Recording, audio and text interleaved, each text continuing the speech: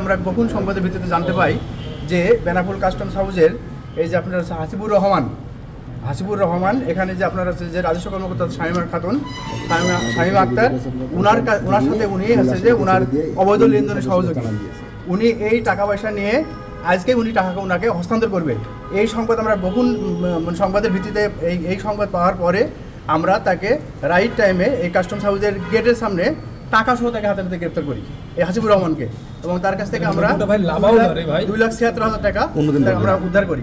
এবং এই টাকা যে এখানে এই টাকার লেনদেনের সঙ্গে সম্পৃক্ত ছিল বলে উনি জানিয়েছে এই হচ্ছে যে রাজস্ব কর্মকর্তা শামীমা আক্তার। তখন আমরা তার দপ্তরে গিয়ে তাকে এটা জিজ্ঞাসা করি যে আপনি এই টাকার লেনদেনের সাথে সংশ্লিষ্ট কি না।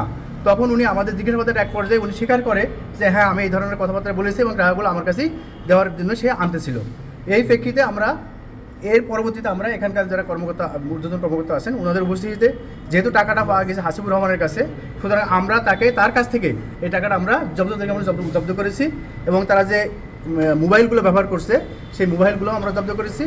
এইটা নিয়ে আমরা পরবর্তীতে আমাদের ইনকোয়ারি হবে, ইনকোয়ারিতে আমরা হচ্ছে বিস্তারিত যাদের এটা তো উনি ওখানে বলছে আমরা এইটা ছিল আমাদের একটা ইনকোয়ারি স্টেজ, আমরা এখন এইটা নিয়ে বিস্তারিত ইনকোয়ারি করব। ঠিক আছে, ইনকোয়ারি করব এনজিও সদস্য কতটুকু টাকাটা তার কাছ থেকে পাওয়া গেছে সেই টাকাটা তার কাছে আগে তো আনতে বলেছে তাকে আগে অ্যারেস্ট করেছি এবং এর সঙ্গে এখন যারা যারা সংশ্লিষ্ট সবাইকে আমরা ইনকোয়ারি পর্যায়ে আমরা বিস্তারিত খতিয়ে দেখব।